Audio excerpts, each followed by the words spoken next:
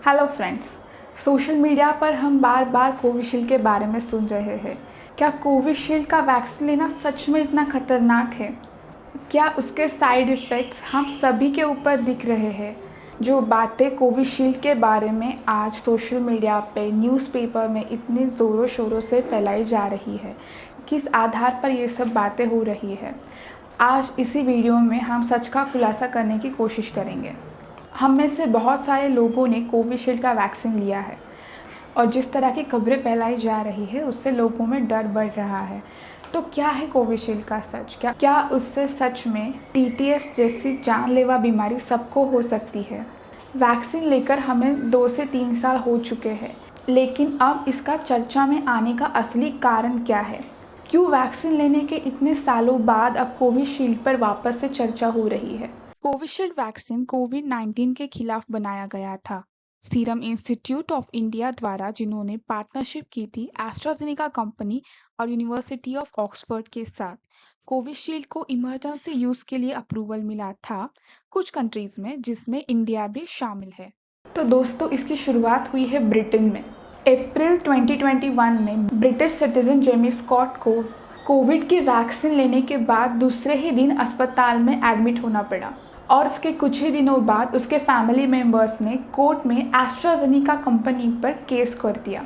इसी संबंध में एस्ट्राजेनेका कंपनी ने ये कहा कि हमारी वैक्सीन से ऐसा हो सकता है, लेकिन ऐसा होना बहुत ही दुर्लभ है। ऐसा होने के चांसेस बहुत ही रेयर है और इसी वजह से भारत में इस पर बवाल शुरू हो गया। आज दुनिया भर में 26 विभिन्न बीमारियों के खिलाफ लगभग 40 वैक्सीन दिए जा रहे हैं। उसमें से 80% वैक्सीन बच्चों को, कुछ टीनेजर्स को और कुछ बुजुर्गों को दिए जाते हैं। सिर्फ कोविड के खिलाफ लगभग 1000 करोड़ से ज़्यादा वैक्सीन डोसेस अप्रॉक्सीमेटली 500 करोड़ नागरिकों को दिए जा चुके हैं।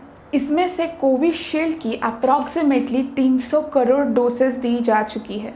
ब्रिटेन में इस मामले में सुनवाई के दौरान यह मुद्दा सामने आया कि इस वैक्सीन के कारण थ्रोम्बोसिस या थ्रोम्बोसाइटोपेनिया यानी टीटीएस हो सकता है।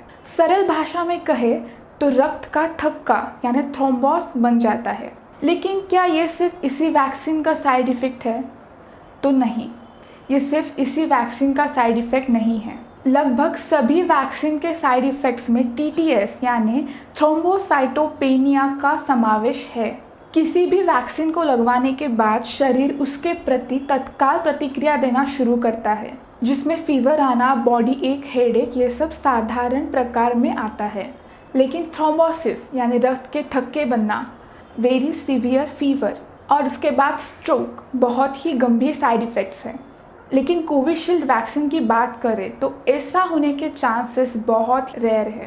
एस्ट्राजेनेका कंपनी में कोर्ट में ये दावा किया है कि 10 लाख लोगों ने अगर वैक्सीन ली है तो उसमें से सिर्फ 7 से 8 ही लोग उससे पीड़ित हो सकते हैं, जिनमें से 90% लोग अस्पताल में इलाज करवाने से ठीक हो सकते हैं। एस्ट्राजेनेका कंपनी ने ब्रिटिश कोर्ट में यही बताया है, कोविशील्ड वैक्सीन का एक डोज लेने वाले 10 लाख लोगों में सिर्फ 7 से 8 लोगों को ही इस दुष्परिणामों को फेस करना पड़ सकता है और इसके 2 से 3 डोसेस के बाद रिस्क बहुत ही कम हो जाता है। इसी के साथ एक बहुत ही इम्पॉर्टेंट बात जो कंपनी ने बताई कि वैक्सीन लेने के बाद 4 हफ्तों में ही इस तरह का साइड इफ़ेक्ट यानी टीटीएस हो सकता है और डोज बढ़ने पर रिस्क कम हो जाता है। ब्रिटेन के जिस व्यक्ति के तरफ से ये केस फाइल की गई थी यानी कि जेमी स्कॉट, उसे फर्स्ट डोज के बाद ही तुरंत इस प्रॉब्लम को फेस करना पड़ा, इसीलिए उन्होंने सेकेंड डोज नहीं लिया था। जिन लोगों ने सेकेंड या थर्ड डोज लिया, उन लोगों में से किसी ने भी अभी तक ऐसी कंप्लेंट नहीं की है, ना ही किसी अस्पताल में इस तरह की कंप्लेंट की गई है। कोविशील्ड का जो मेन साइड इफ़ेक्ट हाईलाइट किया गया है यानी थ्रोम्बोसिस, टीटीएस, रक्त का थक्का बनना, ये थ्रोम्बोस आगे जाके ब्रेन या हार्ट के लिए परेशानी की बात हो सकती है। पर क्या वैक्सीन एक ही कारण है थ्रोम्बोसिस का? क्या किसी और फैक्टर की वजह से थ्रोम्बोसिस हो नहीं सकता? तो इसका जवाब है तो कोविशील्ड के अलावा बहुत सारे फैक्टर्स हैं जिसमें थ्रोम्बोसिस हो सकता है। 2020 में यानी कोविशील्ड आने के पहले डेथ होने वाले लोगों की संख्या विश्व भर में 1 से 2 लाख इतनी ज़्यादा थी। कोविड के समय में किसी भी वैक्सीन का उपयोग न करते हुए भी ये नंबर 16% तक बढ़ गया था, क्योंकि थ्रोम्बोसिस यानी रक्त का थक्का बनना ये कोविड का ही एक मेन साइड इफ़ेक्ट था। मार्च 2021 में यूरोपियन कमीशन के द्वारा एक और रिसर्च जारी किया गया था कि क्या वैक्सीन से युवाओं की तुलना में बुजुर्गों में थ्रोम्बोसिस होने के चांसेस ज़्यादा है। इसीलिए यूरोपियन कंट्रीज़ में 60 साल से ज़्यादा उम्र के लोगों को एस्ट्राजेनेका की वैक्सीन नहीं दी गई थी, बल्कि 25 से 40 साल के उम्र वाले लोगों को ही इसकी सिफारिश की गई थी। इसके अलावा खुद एस्ट्राजेनेका कंपनी ने अगस्त 2021 के लैंसेट मैगजीन में ये कहा कि यूरोप में लगभग 5 करोड़ लोगों को वैक्सीन के डोसेस दिए गए हैं। उनमें से केवल 399 लोगों ने TTS होने की रिपोर्ट लिखाई है।